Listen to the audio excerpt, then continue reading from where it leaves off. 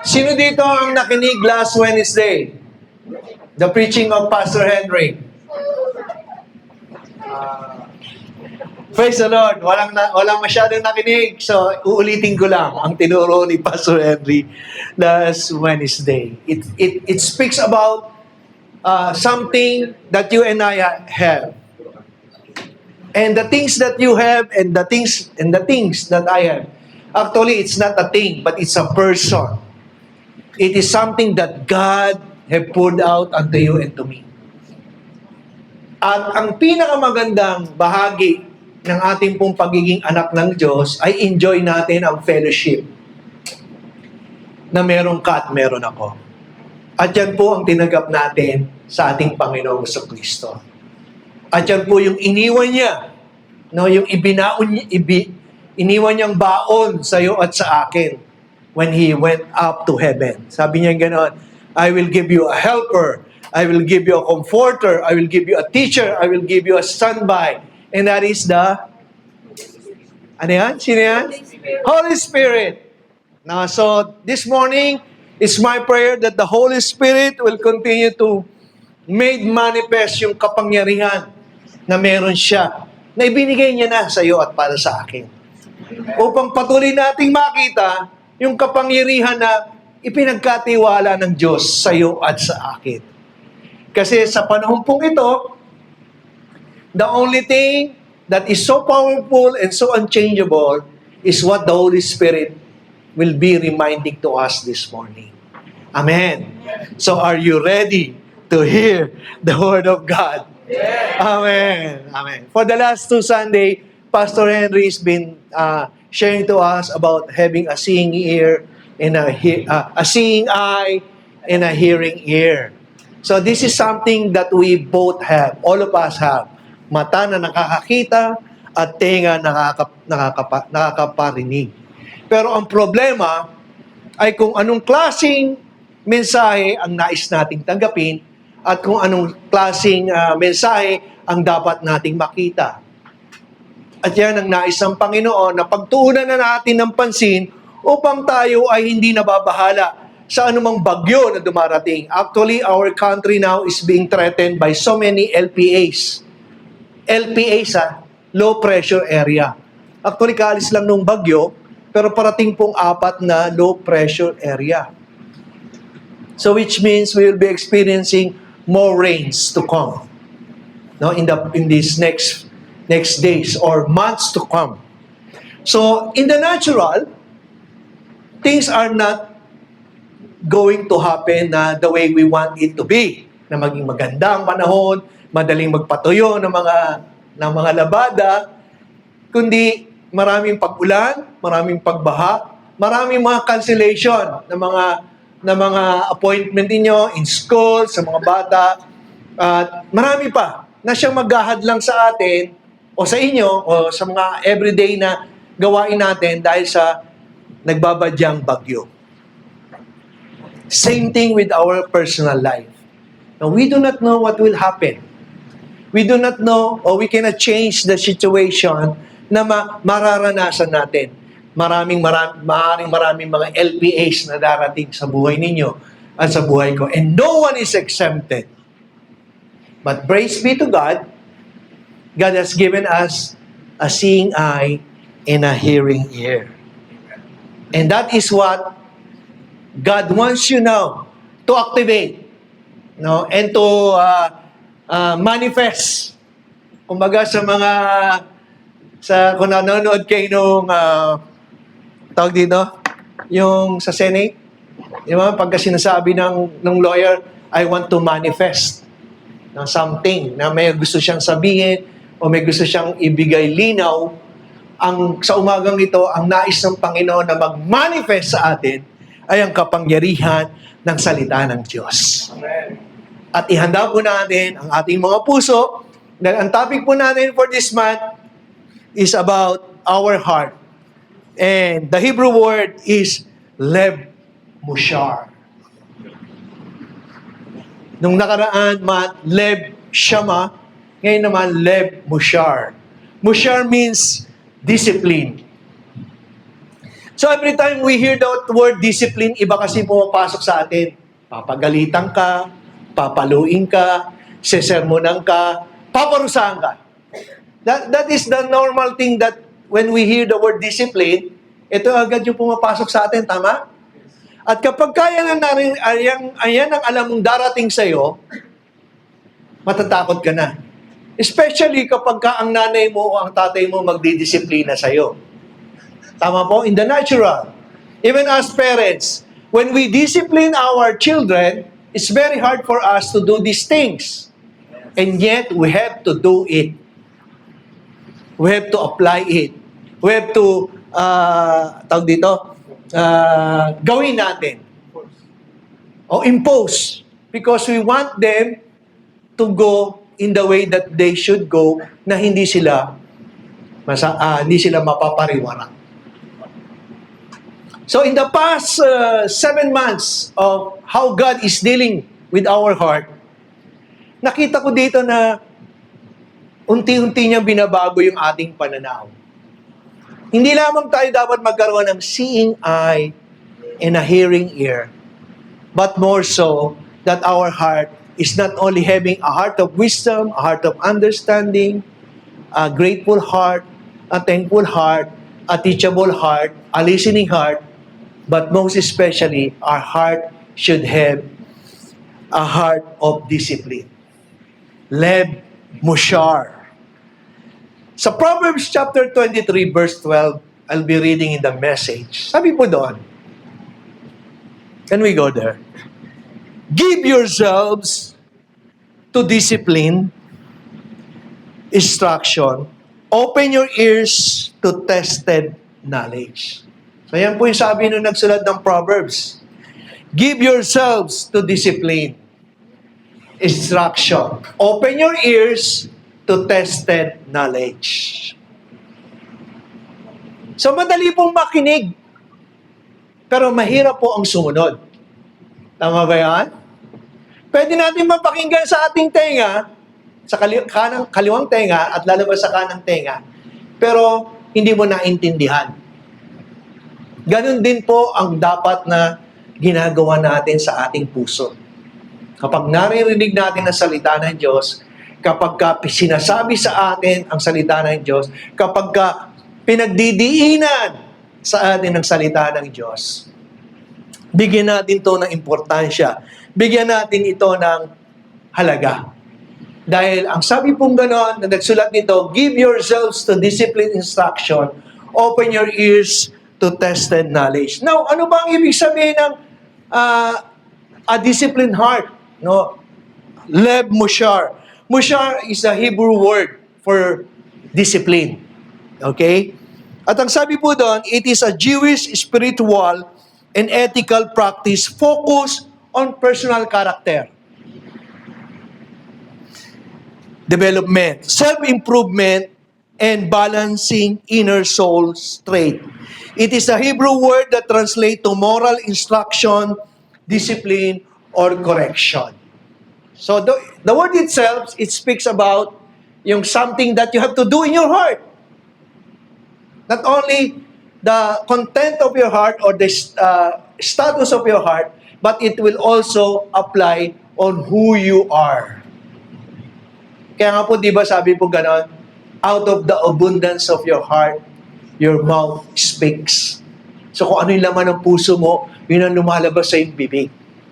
Kaya kung ang salita ng Diyos, ang lagi mong inilalagay sa puso mo, at siya ay nagbibigay buhay pa sa iyo, ay mas lalo mong makikita ang magandang buhay na ibinigay na sa atin ng Panginoon. Kaya nga last Wednesday, it was declared to us, it is the Holy Spirit that will remind you who you are. Amen? Amen.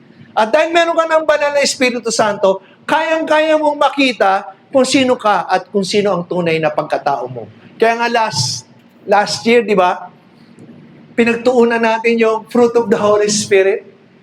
Love, joy, peace, kindness, patience, kindness, goodness, faithfulness, gentleness, and self-control.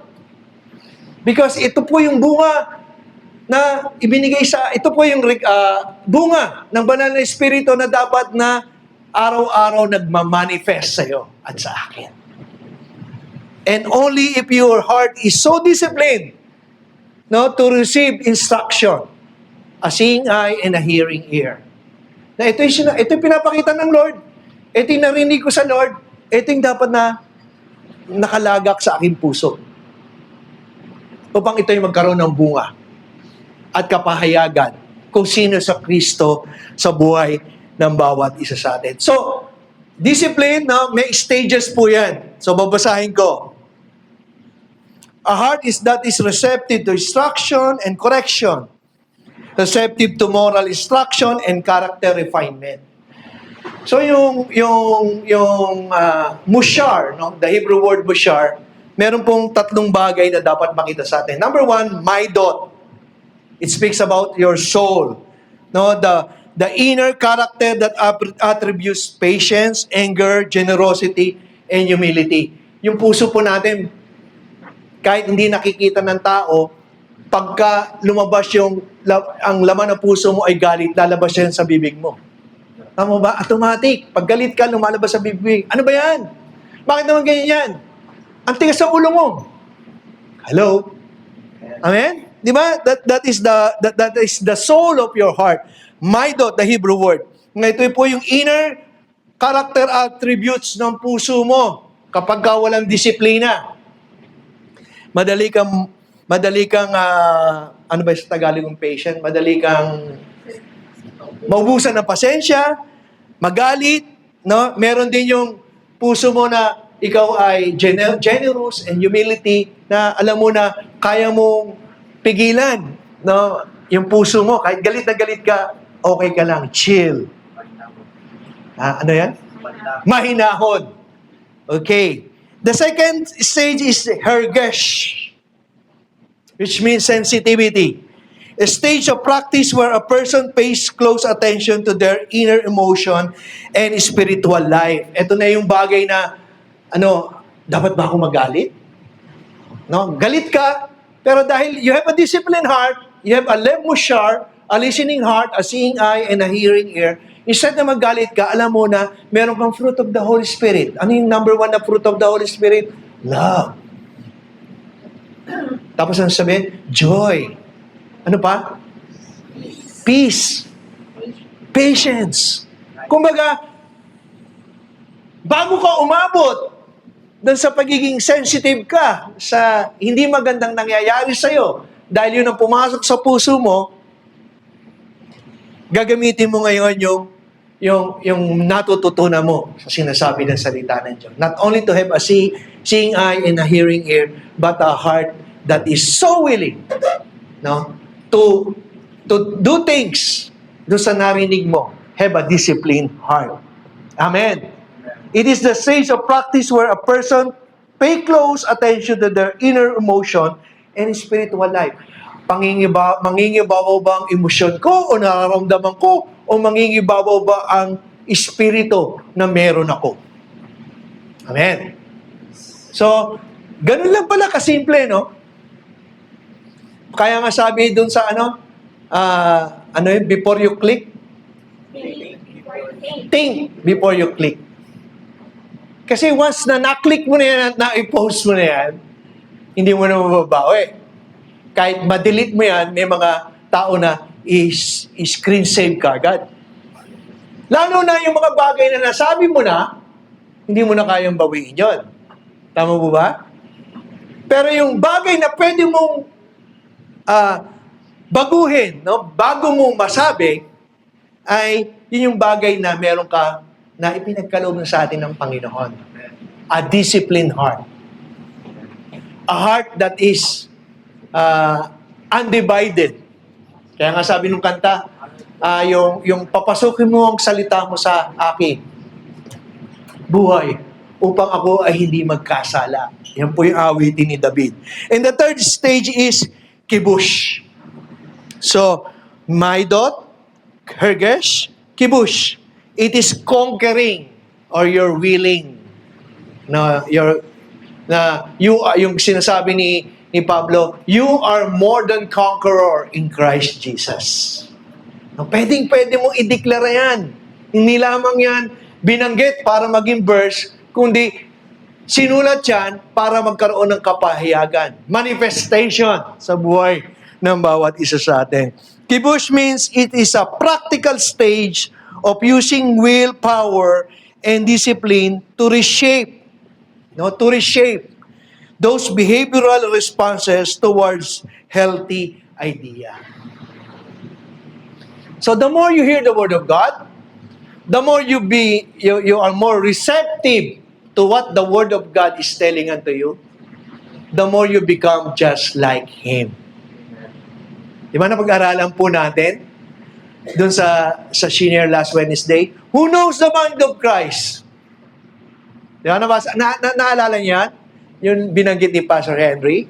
Babanggitin ko later on. Sige. Punta muna tayo sa Proverbs chapter 12, verse 1.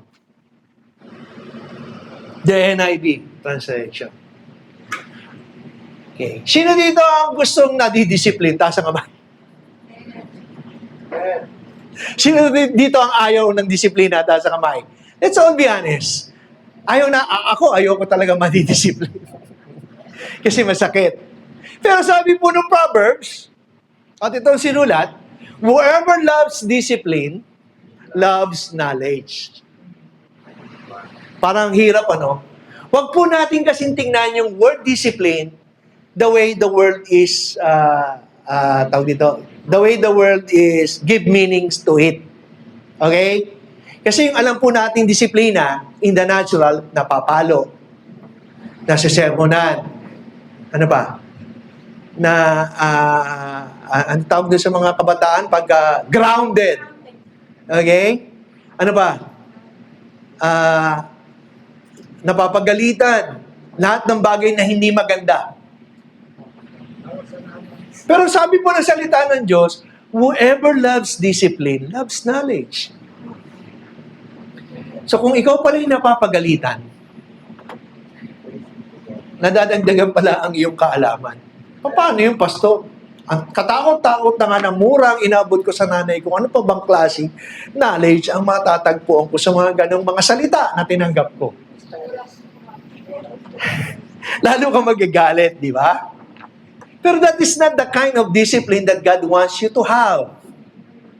And for me to have.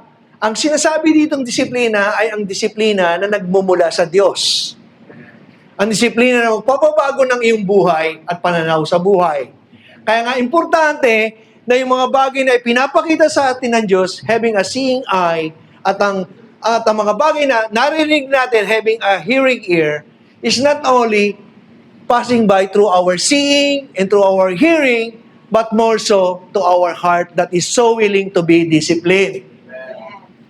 Amen. Later on, you will understand what I am saying. Number 1. Yun daw ang aking favorite post. No? Later on, you will understand. Kaya nga sabi nung nagsulat, whoever loves discipline, loves knowledge, but whoever hates correction is stupid. Ang pangit pakinggan, ano? Kung ayaw mo daw makorek, ikaw daw ay stupid. Ang pangit, ano? Pero yun po ang sabi ng Word of God. No? Ang tingin sa iyo na ayaw, ang tawag sa atin na ayaw na makorek o mabago, no? Kung ano yung dinidisiplin sa atin, ang tawag daw sa atin stupid. In the natural, tayo mga nanay o tayo mga tatay, tayo mga magulang, kapag ka pinapagalitan yung anak natin, lumalabas din sa bibig natin yan. Aminin, sa galit. No, kadalasan, nasasabi mo, napaka biyo-biyo mo, napaka tanga mo, TNGA mo. Di ba? So, same thing pala, no? Even in the spiritual realm, in the spiritual truth, ito yung sasabi ng salita ng Diyos. Whoever hates correction is stupid. Masakit.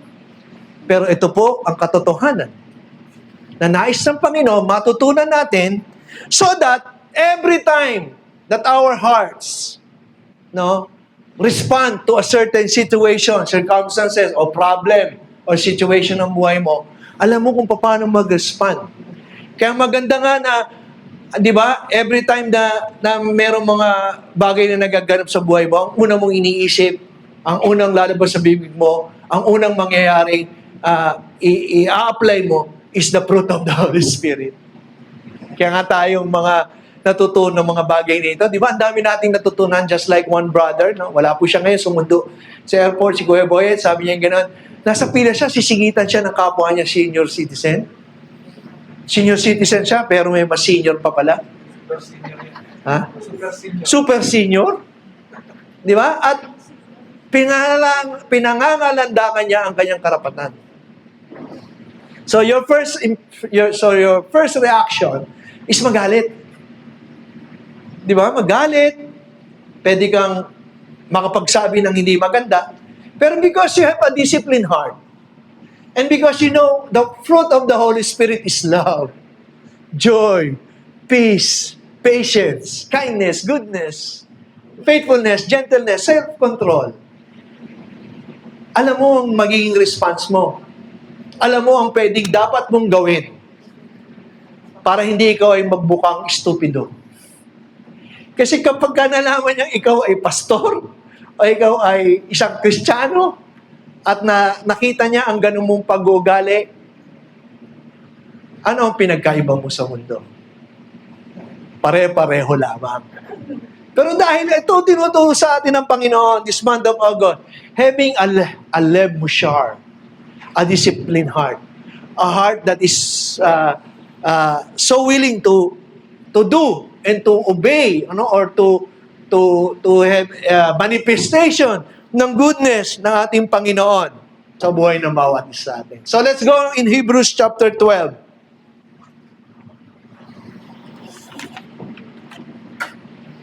Ito medyo yung hihimay-himayin po natin, pero hayaan po natin na kapag tumatagos po ito sa ating puso at masakit sa ating tenga, hayaan po natin, dahil ito pong nais ng Panginoon, magkaroon tayo ng kamalayan, magkaroon tayo ng kapahayagan, para makita natin, ito Lord, kaya mo sinasabi ito sa amin because you wanted to accomplish things in our life, na tomorrow, sabi nga ni Pastor Joel, no, hindi mo nakita yung baha, hindi mo nakita yung malakas na ulan, hindi mo nakita yung problema, ang nakita mo at ang pinuntahan mo dito ay ang maganda at mabuting balita ng Diyos na nagbibigay kaligtasan sa mga nananampalataya. Yan po yung sabi ni Pablo in Romans chapter 1 verse 16 to 17.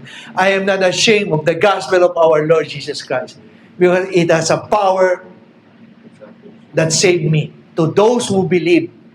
May kapangyarihang magligtas sa mga nananampalataya. And I believe your coming here is one step of you knowing and believing that something good is going to happen. Something good is in store. Amen. Sabi po, basahin ko sa Tagalog. Nalimutan na nabi ninyo ang panawagan ng Diyos sa inyo bilang mga anak niya, mga salitang nagpapalakas ng loob. Anak ko, huwag mong baliwalain ang pagtutuwid ng Panginoon. Sa Tagalog, maganda. Kasi in English, sabi po, discipline. When you hear kasi the word discipline, ang pangit pakinggan, discipline, pagagalitan, may penalty, mapapalo, masisermonan. Pero tingnan niyo yung word na ginamit sa Tagalog, huwag niyong baliwalain ang pagtutuwid ng Panginoon. Maganda pong pakinggan, di ba? When you say pagtutuwid, tinatama ka. When you say pagtutuwid, sinasabihan ka, o mali ka, itong dapat mong gawin. Ang ganda po ng Tagalog. So, accept it as it is. No? Pag sa Tagalog, pagtutuwid ng Panginoon, huwag ninyong baliwalain. Amen. Straight yung dadaanan mo, paliko-liko ka. So, tinutuwid ka ng Lord. At huwag kang panghihinaan ng loob kapag ka ikaw ay dinidisiplina niya. So, this is a very encouraging word to practice a heart of discipline, a disciplined heart. Every time na ang Word of God ay nagkakaroon ng rema sa'yo, yun po yung prayer kanina. Let the Word of God, kung narito kayo early morning in our prayer, let the message of the Lord bring rema to each and every one of us. So kung merong sinasabi ang Panginoon na sa tingin mo, tinatama ka, itinutuwid ka, huwag kang panghinaan ng loob. So sabihin mo sa katabi mo, huwag kang panghinaan ng loob.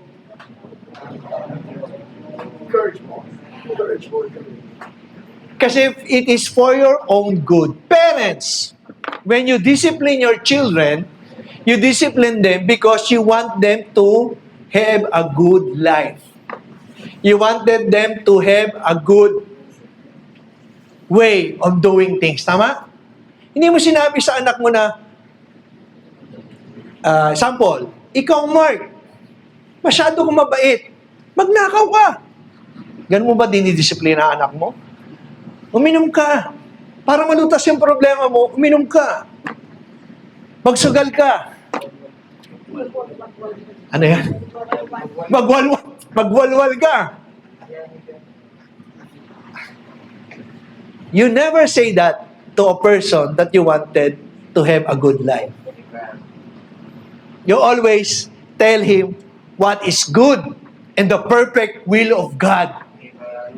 Kaya nga salita ng Diyos, kapag ka ikaw, sabi po noon, nalimutan na ba ninyo na ang panawagan ng Diyos sa inyo bilang mga anak niya, mga salitang nagpapalakas ng loob? So, dito pa lamang sa verse, makita nyo na kagad na ang panawagan ng Diyos sa atin is to become His sons and daughters, children of God. No, yun yung una nating identity. Kapag nalaman mo na, ay, anak ko ng Diyos, dahil anak ako ng Diyos, hindi ka rin exempted po sa mga pagdidisiplina o sa pagkukorek o sa mga bagay na nais ng gawin ng Panginoon sa atin. Kasi that is the not normal thing na naganap sa buhay natin nung tayo nakakilala sa Panginoon. The normal thing kasi is to do what we want to do, our will. Alam natin tama ito, gawin natin. Umiinom ang tatay ko, inom din ako. Naninigarilyo ang nanay ko, maririgarilyo rin ako. Nagsusugal ang parents ko, magsusugal din ako. Because that is the normal. That is happening in the world. But by the time that you know and accepted Jesus as your Lord and personal Savior, sabi mong ganon, to them, they've given the privilege to be called sons of God. John 1:12. Diba? Kaya ang turing sa atin, mga anak ng Diyos. Kaya pinapaalala na nagsulat ng Hebrew na tayo ay mga anak ng Diyos. Mga salitang nagpapalakas ng loob. Anak ko, huwag mong baliwalain ang pagtutuwid ng Panginoon at huwag kang panghinaan ng loob kapag ikaw ay dinidisiplina niya. Verse 6. Susunod. Sapagkat, ano daw? Dinidisiplina ng Panginoon ang mga minamahal niya. Praise the Lord. Amen. Ikaw, magulang, kapag pinapagalitan mo ang anak mo, bakit mo siya pinapagalitan? May kasalanan ba siya? Of course, meron. Pero, bakit mo pinapagalitan? Ano yun? Minsan wala daw, Pastor. Ha? Minsan pinapagalitan kahit wala. Kahit walang kasalanan? Aba, iba yun. At pinapalo ang itinuturing niyang anak. Amen. Amen. Tayo po napapalo din ng salita ng Diyos. Di ba? Madalas. Kaya minsan kapag kinakausap ka ni Pastor Henry, mahal na mahal ka ni Pastor Henry. Amen. Kapag dinidisiplina ka ni Pastor Henry, mahal na mahal ka ni Pastor Henry. Amen. Huwag nyo nang hintayin ako ang dumisiplina sa inyo. You wouldn't like me when I'm angry. Sabi nga ni Hulk. Pero ang sabi ng Lord, even the Word of God is telling unto us, sapagkat dinidisiplina ng Panginoon ang mga minamahal niya. Mahal ka ng Lord, kaya kanya dinidisiplina. Mahal ka ng nanay at tatay mo, kaya ka dinidisiplina. Nung tayo mga anak pa, nadidisiplina tayo ng mga magulang natin, tandaan nyo, tayo nga, na naririto nung tayo mga anak pa, katakot-takot na mura ang inabot natin sa parents natin. Amen natin. Amen? Pero lumayas ka ba? Hindi, di ba? Nag-stay ka. Kasi takot kang magutom. Takot kang walang matulugan. Takot kang mawalan ng baon. That's in the natural. And yet you stay. Because yung pagdidisiplina, o minsan, kasi that's the way they know how to, that's the normal thing kasi sa mundo, na murahin ka, paluin ka, para tumino ka. Isubsub ka sa untog ang ulong sa pader, pero ngayon bawal na eh. May rights na, di ba? Nung panahon natin, di po ba?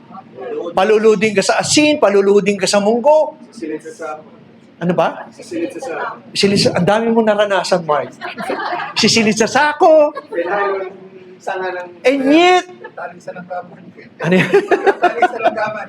Italali sa puno, papakain sa langgam. Torture.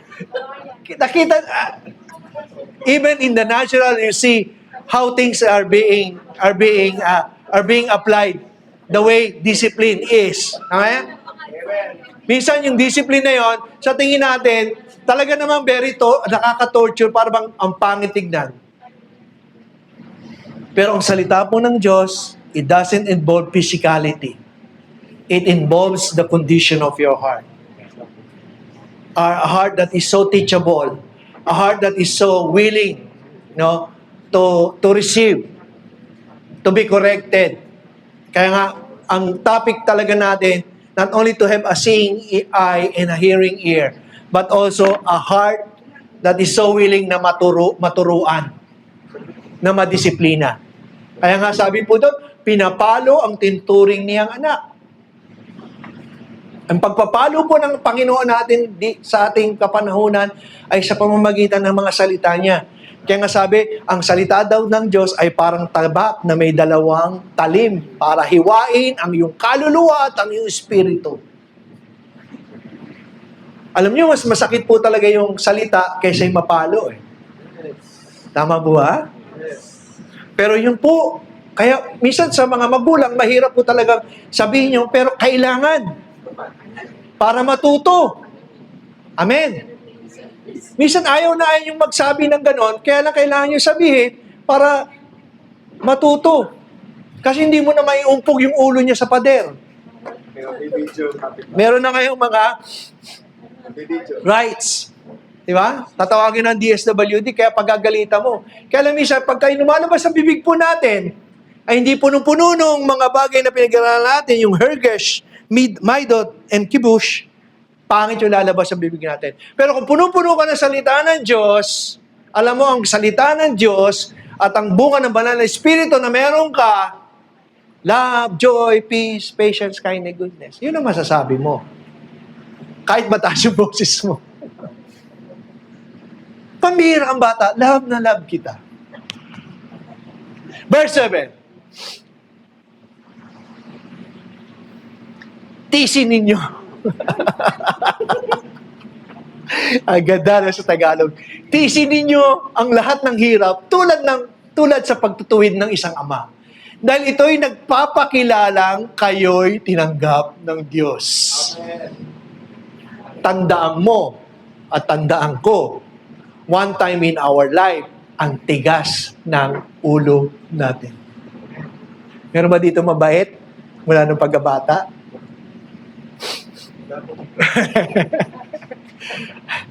Okay. Bilang tunay niyang mga anak, sinong anak ang hindi dinidisiplina ng kanyang ama? Okay, sino dito, taas ang kamay, na hindi siya na-disiplina since birth? Wala. So lahat po tayo dumaan sa pagdidisiplina ng ating mga magulang.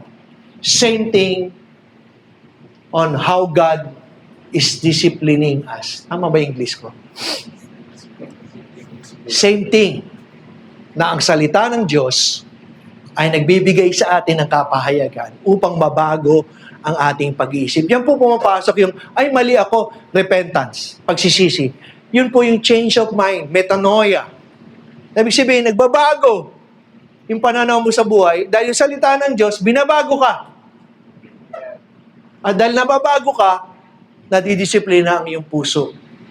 At ang puso mong nadidisiplina, ang punong-puno ng pag-ibig, ng kagalakan, ng kapayapaan, ng mahabang pasensya, di ba? The fruit of the Holy Spirit. Verse 8. Kung ang pagdidisiplina na ginagawa sa lahat ng anak ay hindi gagawin sa inyo, hindi kayo tunay na mga anak, kundi kayo mga Sa labas. anak Anak sa labas. sa labas. Hindi po ako nagsasabi nito salita ng Diyos. Okay? Minsan nakakatawa, no? The Word of God is full of laughter din pala.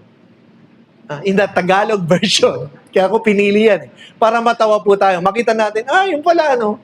Ang sabi ng Lord sa atin, sa salita ng Diyos, kung ang pagdidisiplina na ginagawa sa lahat ng anak, lahat po tayo yon, anak ng Diyos, ay hindi gagawin sa inyo,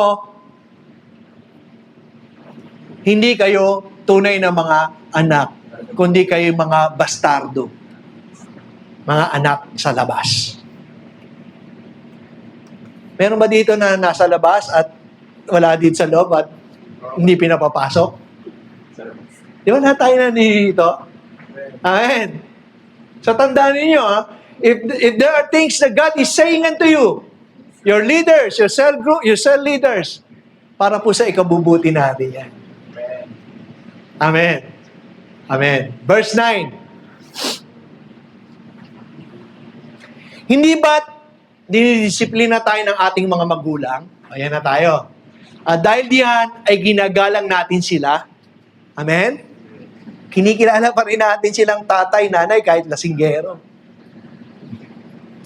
Naalala mo pa rin, di ba? Hindi ba't upang tayong mabuhay, mas nararapat na tayo pasakop sa Diyos na ating Ama sa Espiritu? Amen. So yan po, pinag-usapan natin, Ama sa Espiritu. Yung po yung pinag-aralan natin last Wednesday. If you heard the message of Pastor Henry, it speaks about what you have, who you are, what you can do, and how these things can manifest in our life. Babalikan ko po yun, that will be my last part of the message. No? I-summarize ko yung tinuro sa atin ni Pastor Henry. Sabi pong ganon, even our parents, even our earthly parents, dinidisiplina tayo. At dahil dyan ay ginagalang natin sila. Kinikilala natin sila. Hindi ba't upang tayo mabuhay, mas nararapat na tayo pasakop sa Diyos na ating Ama sa Espiritu. Amen. Verse 10.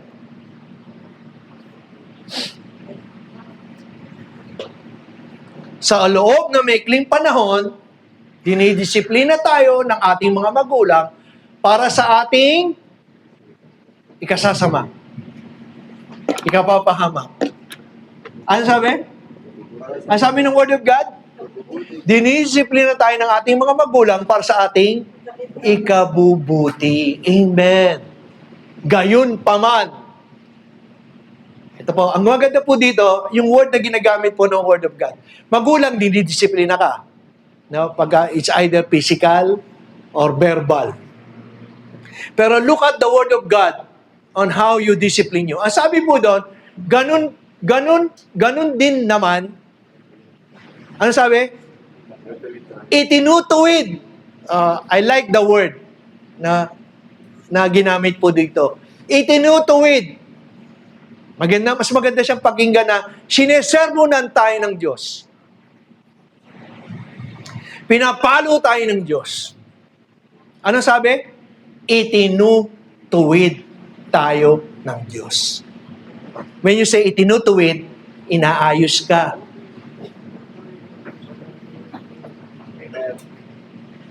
Inilalagay ka sa tama mong kalagayan.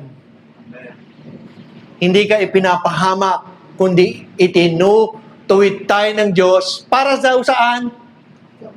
Sa ikabubuti natin upang tayo daw maging banal na tulad niya. Hallelujah. Hindi pala mahirap maging katulad ni Kristo na banal Dahil si Kristo mismo ang nagsasabi sa salita ng Diyos, itinutuwid tayo ng Diyos sa ikabubuti natin upang tayo daw ay maging banal tulad niya. So, ang pagiging banal po natin ay hindi natin kayang gawin sa sarili nating kakayahan, kundi sa sinasabi ng kapangyarihan ng salita ng Diyos. At yan ang nais ng Panginoon na makita mo. Not only to have a listening heart, not only to have a seeing eye and a hearing ear, but a heart that is so willing, so disciplined to acknowledge yung sinasabi ng salita ng Diyos sa atin. Itinutuwid tayo ng Diyos. Amen. Magulang, dinidisiplina, pero ang Diyos, itinutuwid tayo. Last verse. Habang tayo tinutuwid, kasi baluktot daw yung buhay natin, baluktot daw yung utak natin, baluktot daw yung mga pangangatwiran natin eh. Minsan ganun tayo, kahit gano'n na tayo katanda, gano'n pa rin tayo kabaluktot ang pag-iisip at pananaw. Hindi mo kasi ako naiintindihan, pastor. Hindi mo kasi ako naiintindihan, ate. Hindi mo kasi ako naiintindihan, sister. Hindi ka talaga naiintindihan kasi hindi mo naiintindihan ang pagtutuwid ng Lord. Sabi mo, habang tayo itinutuwid, hindi tayo natutuwa. Sino ba tayo dito talagang natutuwa habang dinidisiplina? Taas nga kamay. Pero ba? Di ba ang sakit pakinggan? Ang sakit sa tenga, ang sakit sa damdamin, ang sakit sa puso. Lalo na kapag magulang, lalo na kapag alam mong mahal na mahal mo, pero naliligaw na landas eh. Naiiba yung naiiba yung mga, di ba? May mga ganun tayong, kahit anong sabihin mo, wala eh, in love eh. Tulala. Pero sabi po yung salita niyo, habang tayo tinutuwid, hindi tayo natutuwa, kundi naghihinagpis. Totoo naman. Ngunit pagkatapos niyon, mararanasan natin ang kapayapaang bunga ng ano daw? Pagsasanay sa matuwid na pamumuhay. There is that word discipline. The word discipline not only for correction, but also to pagsasanay. Sanayin mo yung puso mo na sundin ang salita ng Diyos. Madalas kasi, kapag nagsasalita sa atin ng Panginoon, marami tayong rason. Marami tayong pwede. Marami tayong gusto. Pero ang final authority will always be the Word of God. Kaya ang sabi po doon, habang tayo tinutuwid, hindi tayo natutuwa. Di ba? In the natural, kapag sinisermonan ka ng magulang mo, sino ba dito yung, wow, Dad, ang ganda naman ng iyong sermon. Walang ganun, di ba? Kundi, ano ba naman yan? Ako na naman ang nakita. Ako na lang ba? Bakit ako? Si pastor talaga. Tanda mo, pag lagi kang nakikita, love na love ka ng taong yun. Pero sabi mong ganon, ngunit pagkatapos niyon, maranasan natin ang kapayapaang bunga ng pagsasanay. So, sinasanay ka ng Lord. Kaya nga, faith comes from hearing and hearing by the Word of God. Nasasanay ka. Pangit yung sitwasyon, sabi, ay, ito yung sinasabi ng Lord. Dito ako titingin. Dito ko didisiplinahin ang aking tainga, ang aking mata, ang aking puso sa sinasabi ng salita ng Diyos. Amen. Pag pangit sitwasyon, huwag mo tingnan yung pangit, tingnan mo yung sinasabi ng salita ng Diyos. Discipline your heart to what the Word of God is saying unto you. Because you always have a choice. Choice to be angry, choice to be doubtful, choice to be not happy. But also you have a choice to be at peace, to be humble, to feel the love of God, to experience the love of God, to experience the fruit of the Holy Spirit. Amen? Di ba mga tatay? Yung ating kapatid na nasa joyride, lalabas siya, traffic, umulan. Pero ang carry niyang company, joyride. Wala siyang karapatang hindi masaya. Sad ride. Sad ride. Hindi siya pwedeng sad ride, angry ride. Di ba? Hindi siya pwedeng maging angry bird. Joy ride. Nakukuha niyo?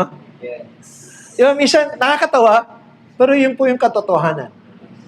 Dahil ang kapayapaang bunga ng pagsasanay sa matuwid na pamumuhay ay mararanasan ng mga anak ng Diyos na mayroong pagdidisiplina o pagsasanay o pagtutuwid na ginagawa ng salita ng Diyos. Amen! Amen. Now, let's go now to the last part.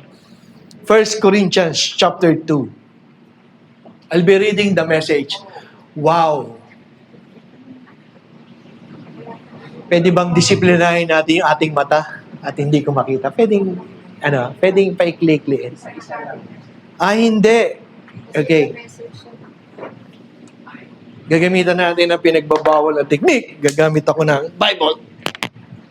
Cellphone. Sorry, hindi ko mabasa eh.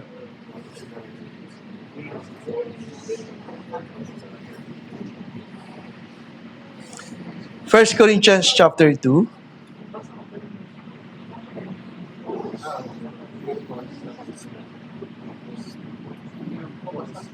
Please bear with me. Dito na tayo magtatapos. Beginning from verse 6. Sabi pong ganon, tayo. Sabi po sa the message, we, of course, have plenty of wisdom to pass on to you once you get your feet on firm spiritual ground. Sabi ni Pablo sa mga tiga-Korinto. Alam mo, nakakatuwa si Apostle Paul na even though the Corinth church is full of things that are not good, but still, he always praised them. Yan po yung maganda kay Pablo.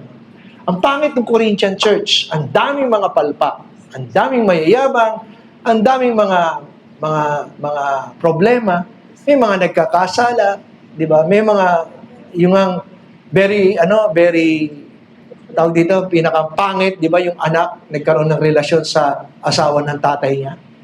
Pero sabi ni Pablo, we of course have plenty of wisdom to pass on to you once you get your feet on firm spiritual ground.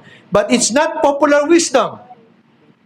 The fashionable wisdom of high price expert that will be out of date in a years or so. God's wisdom is something mysterious that goes deep into the interior of His purposes. You don't find it lying around on the surface. It is not the latest message, but more like the oldest. What God determined as the way to bring out His best in us long before we ever arrive on the scene. The experts of our day have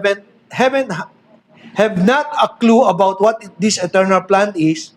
If they had, they would have killed the master of the God design for life on the cross. Pinabanggit po dito, no, that even during that time, yung foolishness of this world, no, about the gospel. Pero thanks be to God, that church that was established by Paul in Corinth speaks about who Jesus is. Pero nakakakalimot din sila. At ang sabi pong ganon, that's why we have this scriptures text says, ito po yung topic, no, for the last 2 Sundays of Pastor Henry, seeing eye and a hearing ear. Sabi pong ganon, no one's ever seen or heard anything like this. Never so much as imagines anything quite like it.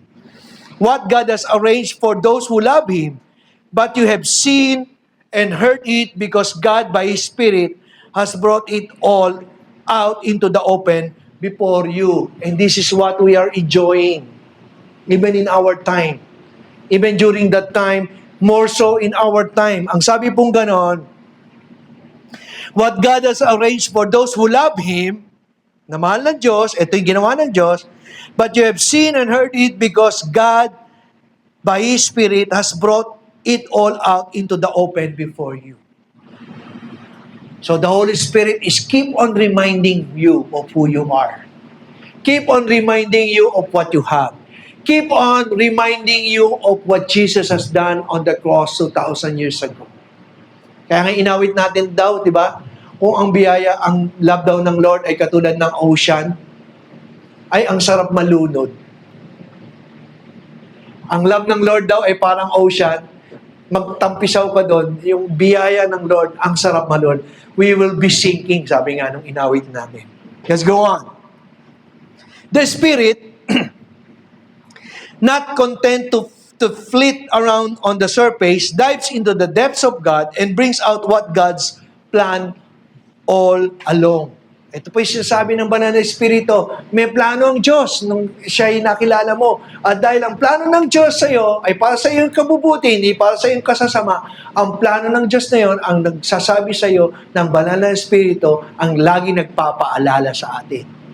Our comforter, our helper, our wisdom, our standby, our teacher. Amen. Whoever knows what you're thinking and planning except you yourself. The same with God, except that He not only knows what He's thinking, but He let us in on it. Hallelujah. Sana maging rema word po to sa inyo. No? Ang sabi pong ganon, the same with God, except that He not only knows what He is thinking, hindi lamang alam ng Diyos kung anong nasa isip niya, but He let us in on it. Ito po yung rema word sa akin. He let us in on it. Hinayaan niya na tayo ay mapabilang doon sa nais niya, sa buhay, sa plano niya, sa buhay mo at sa buhay ko. Amen. Amen. God offers a full report on the gifts of life and salvation that He is giving us. Ito po yung plano ng Lord na nais niya na mapasama tayo dito. That God let us in on it. God, ang daw, offers a full report. Kumaga sa mga stockholders meeting, nandun lahat ng mga kaganapan ng isang buong taon o sa isang buong taon o sa buhay mo, sa salita ng Diyos. Sabi pong gano'n, God offers a full report on the gifts of life. Ano may tinanggap natin? Regalo ng buhay. Sa pamamagitan ni Kristo. Amen. At ang sabi po doon, ang sino man nakipagkaisa kay Kristo ay binago niya. Ang luma niyang pagkatao ay wala na. Ang lahat ay naging bago. Kaya nga yung gifts of life natin and salvation that He's giving unto us, full report ang Holy Spirit na magre-refine sa atin. We do not have to rely on the world's guesses. Ito po yung sinasabi We don't have to rely on the world's guesses and opinions. Hindi tayo magre-rely sa sinasabi ng mundo, sa opinion ng mundo, sa mga kaganapan sa ating kapaligiran, sa iyong sitwasyon. It will never define who you are in Christ. Amen. Ang pagbuhay mo ay hindi nakasalalay sa nangyayari sa kapaligiran mo, sa opinion ng iba. Kundi nakasalalay ang buhay mo sa magandang plano ng Diyos para sa iyo. Kaya nga sabi pong ganun, di ba? God offers a full report on the gifts of life and salvation that He is giving us. Di ba? Nabanggit ni Pastor Henry, God have already given us all things pertaining to life and godliness. Naalala niyo yan? Na sa pamamagitan daw ni Kristo, ibinigay na sa atin ng Diyos ang patungkol sa buhay at patungkol sa Diyos. God has given us Jesus, God has given us all things pertaining to life and godliness. When you say all things, it's all about Jesus.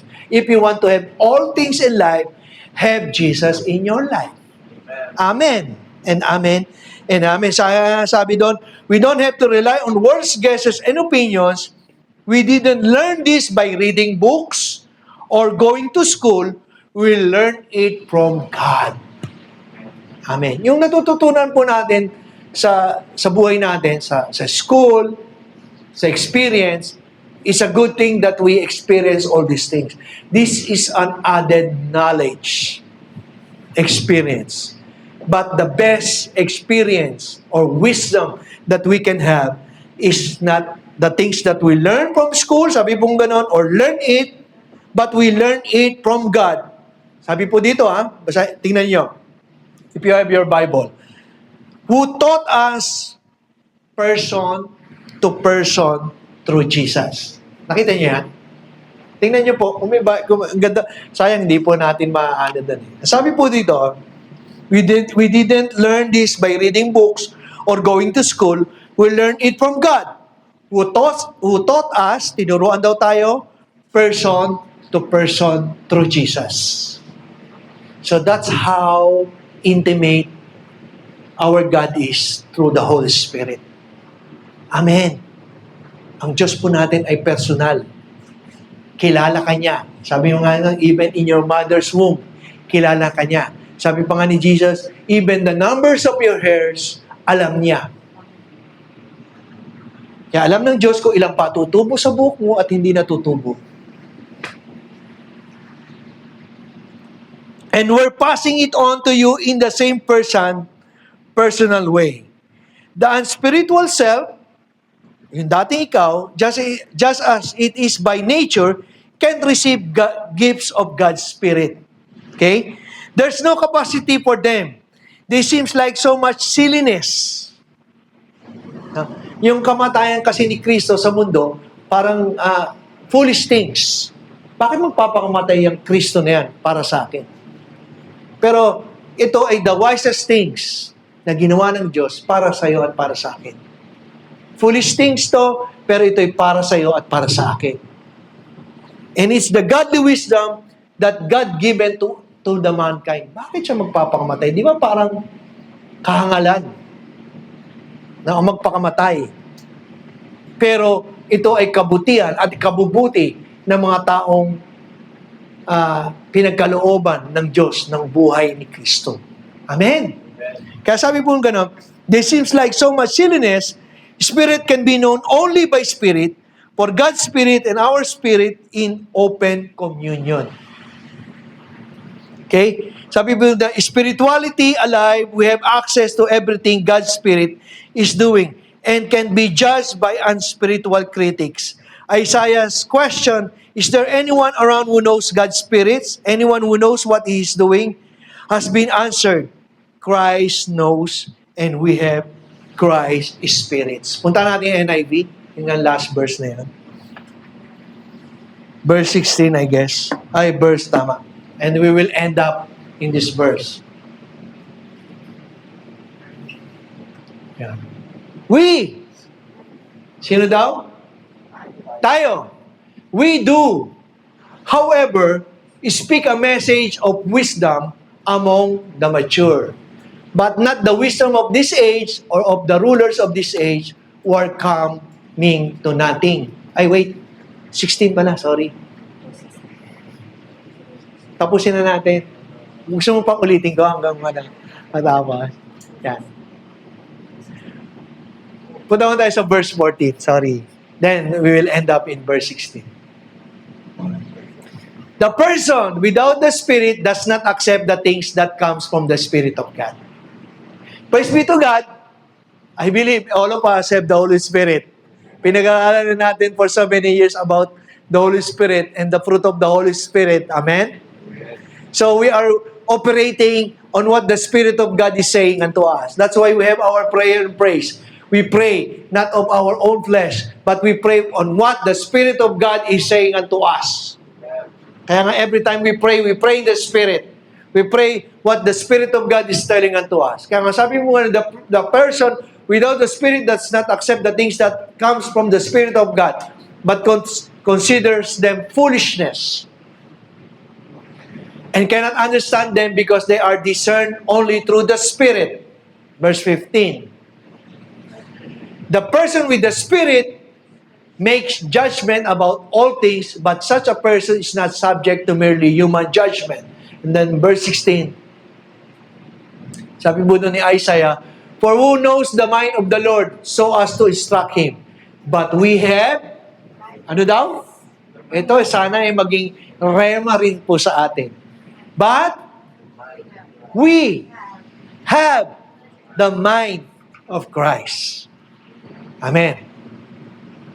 Ikaw daw at ako daw, dapat ang pananaw mo sa buhay ay hindi nakabase sa mga bagay na nararamdaman, nakikita, na natututunan, nababasa, kundi ang pag-iisip natin, ang puso natin, ay nakabase sa sinasabi ng salita ng Diyos.